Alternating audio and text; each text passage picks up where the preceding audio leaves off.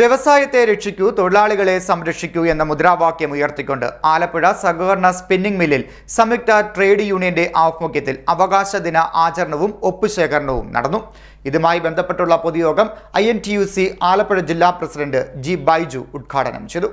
വ്യവസായത്തെ രക്ഷിക്കൂ, തൊഴിലാളിയെ സംരക്ഷിക്കൂ എന്ന മുദ്രാവാക്യം ഉയർത്തി ആലപ്പുഴ സഹകരണ സ്പിന്നിംഗ് മില്ലിൽ സംയുക്ത ട്രേഡ് യൂണിയന്റെ ആഭിമുഖ്യത്തിൽ അവകാശ ദിനാചരണവും ഒപ്പുശേഖരണവും നടത്തി.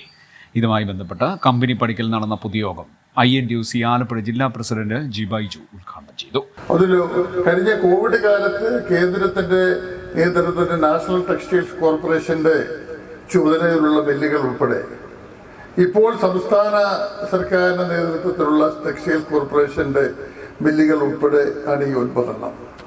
അവിടെ പണിയെടുക്കുന്ന തൊഴിലാളികൾക്ക് ദീർഘകാലമായി ജീവിതത്തിന്റെ നല്ല കാലം മുഴുവൻ ഒരു മെഴുകുതിരി ഒരുക്കുന്നത് പോലെ ആ സ്ഥാപനത്തിൽ പണിയെടുത്ത് അവിടുത്തെ പാവപ്പെട്ട തൊഴിലാളികൾക്ക് ഈ ലേഔട്ടുമായി ബന്ധപ്പെട്ടതിനു ശേഷം അവർക്ക് യാതൊരു ആനുകൂല്യങ്ങളും കൊടുക്കുന്നില്ല എന്ന് മാത്രമല്ല, ഏതോളം 1000-ഓളം തൊഴിലാളികൾ നിങ്ങളുടെ കൂട്ട് കേരളത്തിലെ വിവിധ മില്ലുകൾ ജോലി ചെയ്യുന്നവർ ആത്മഹത്യയുടെ വക്കിലാകുന്ന ഒരു സാഹചര്യമാണ് ഈ സംസ്ഥാനത്ത് നിലനിൽക്കുന്നത്.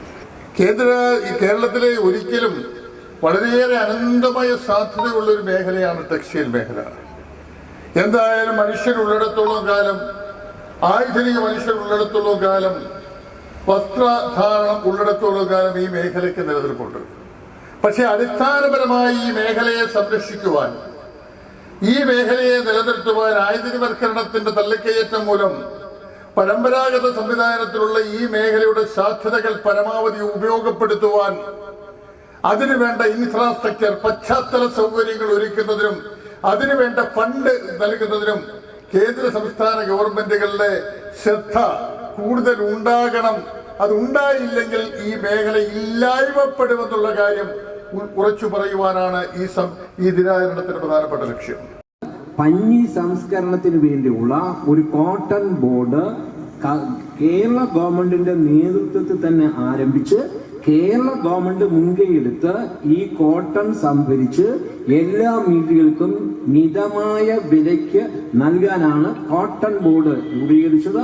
അതിന് 7 കോടി രൂപ പ്രവർത്തന മൂലധനം അനുവദിച്ച് അതിന്റെ ലേല പ്രക്രിയകൾ ആരംഭിച്ചിട്ടും നാളിതുവരെ 1 കിലോഗ്രാം പഞ്ഞി പോലും വാങ്ങി വിതരണം ചെയ്യാൻ കഴിഞ്ഞിട്ടില്ല എന്ന് പറഞ്ഞാൽ ഉദ്യോഗസ്ഥന്മാരുടെ അടക്കമുള്ള ഗുരുതരമായ അലംഭാവമാണ് അവിടെ കാണാൻ കഴിയുന്നത്. മറ്റൊന്ന്, നമ്മുടെ സ്പിന്നിംഗ് മില്ലിലെ തൊഴിലാളികൾക്ക് കിട്ടിക്കൊണ്ടിരിക്കുന്ന ശമ്പളം തുച്ഛമാണ്. നിങ്ങൾക്ക് തന്നെ അറിയാം, നമ്മുടെ നാട്ടിൻപുറത്ത് ഇന്നൊരു സാധാരണ ജോലിക്കാരനെ വിളിച്ചു കഴിഞ്ഞാൽ 1000 രൂപയാണ് ശമ്പളം. 1000 രൂപയാണ് ശമ്പളം.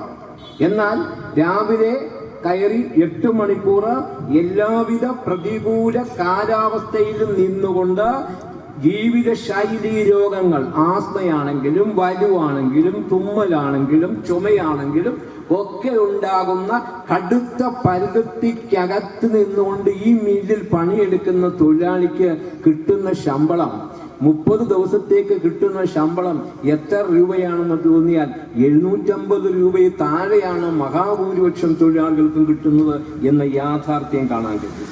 അതോടൊപ്പം തന്നെ നമ്മുടെ ESIയുടെ സ്കീം നമുക്ക് പലർക്കും നഷ്ടപ്പെടുകയാണ്. തൊഴിലാളികൾക്ക് ഏറ്റവും കൂടുതൽ, പ്രത്യേകിച്ചും അപകടമുണ്ടാകുന്ന സമയത്ത് അവർക്ക് സഹായകരമായി നിൽക്കേണ്ടതാണ് ESI. ആ ESIയിലേക്കുള്ള കുടിശ്ശികയാണ് നമ്മുടെ മില്ലടക്കം കുടിശ്ശികയാണ്. ഈ അത്യധികം ശോചനീയമായ പരിസ്ഥിതി, ഇതെന്താ ഈ സംഭവിക്കുന്നത്? CITU നേതാവ് അഡ്വക്കേറ്റ് B. രാജേന്ദ്രൻ അധ്യക്ഷനായി. CITU Kayamkulam area secretary KP Mohandas, INTUC നേതാവ് R. ബിജു, CITU നേതാക്കളായ R. Rajeev, TR. Vijayakumar, P. Sudheer തുടങ്ങിയവർ സംസാരിച്ചു. CDNet news, Kayamkulam.